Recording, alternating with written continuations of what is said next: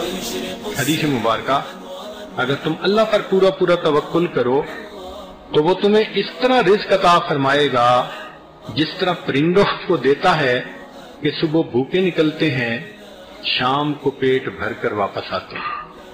اور انسان بیچارے کا تو پیٹ ہے اتنا چھوٹا، 2 روٹی سے بھر جاتا ہے۔ ہاں کوئی ہپو کا پیٹ ہوتا تو چلو کہتے کہ بھائی دن رات کھانا پڑے گا۔ یہ بھی عجیب جانور ہے، اللہ تعالیٰ نے اس کا پیٹ بنایا ہے، سر بنایا ہے اور ٹانگیں بنائی ہیں، بس پیٹ کو 4 ٹانگیں لگا دی ہیں، سارا پیٹ ہی پیٹ نظر آتا ہے۔ اور دیکھو جب اس کو خشکی پہ تو جب بھی دیکھو کھا رہا ہوتا ہے۔ تو انسان کا تو پیٹ ہی بہت چھوٹا، 2 روٹی سے بھر جاتا ہے، کئی تو 2 کی بجائے 1.5 ہی کھا پاتے ہیں۔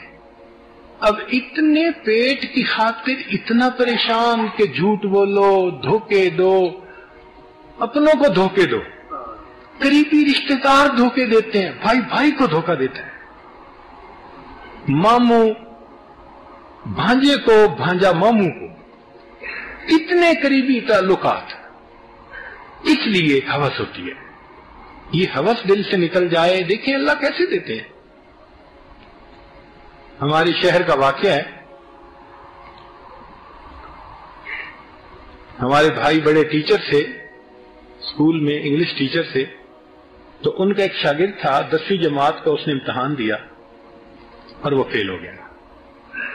پھر وہ اتنا شرمندہ ہوا کہ وہ نظر ہی نہیں آیا کہاں گیا۔ کوئی 3-4 سال کے بعد وہ شہر میں اچھے کپڑے پہن کے اور بازار میں بڑا مزے سے جا رہا تھا، تو بھائی نے دیکھا تو اس نے سلام کیا، استاد جی السلام علیکم۔ وعلیکم السلام۔ پوچھا بھائی کہاں غائب ہو گئے؟ کہنے لگے استاد جی میرے اوپر اللہ کا فضل ہو گیا کہ میں میٹرک میں فیل ہو گیا۔ اور کہہ بھی اپنے ٹیچر کو رہا ہے،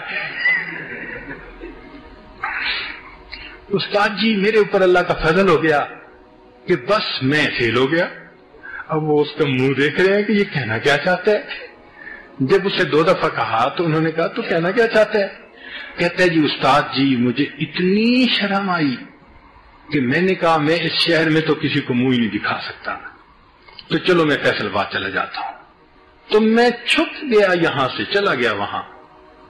2-4 دن کے بعد خیال آیا کہ بھائی میں ایسے فارغ تو نہیں رہ سکتا، تو میں نے کہا چلو ریڈی لگا لیتا ہوں۔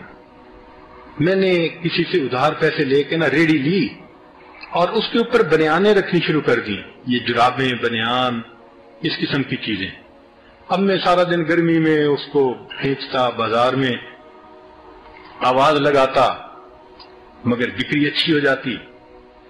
تو کچھ 1-8 مہینے میں قرضہ بھی اتار دیا، میرے اپنے پاس بھی پیسے ہو گئے۔ ایک دکاندار مجھے کہنے لگا کہ تم کیا سارا دن دھوپ پہ پھرتے رہتے ہو، یہ میری دکان کے جو آگے کا حصہ ہے نا یہ خالی ہے، تو تم یہ لے لو۔ میں نے وہ لے لیا اور سارا سامان میں نے وہاں لگانا شروع کر دیا۔ اللہ نے گاہک بھیجے، بکری ہونے لگ گئی، حتیٰ کہ استاد جی پہلے سال میں اتنی بکری ہوئی کہ وہ دکان جس کے سامنے میں لگاتا تھا وہ کرائے پہ چڑھی تو میں نے ہی کرائے پہ لے لی دکان ہی۔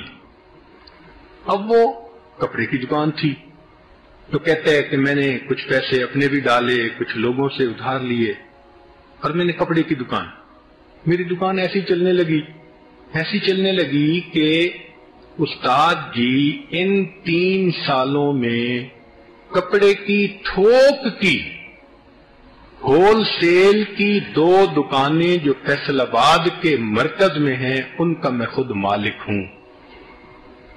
استاد جی اگر میں پاس ہو جاتا تو کہیں کلرک لگا ہوا ہوتا، تو میرے اوپر اللہ کا فضل ہوا کہ میں فیل ہو گیا۔ تو رزق کا معاملہ تو اس طرح ہے۔ تو یہ بات ہم سیکھیں کہ ہماری توجہ اللہ رب العزت کی ذات پر ہو، اسباب پر نہ ہو، ان چیزوں سے ہم دھوکہ نہ کھائیں۔ حدیث مبارکہ جو شخص یہ پسند کرے کہ لوگوں میں عزت زیادہ ہو وہ اللہ سے ڈرے.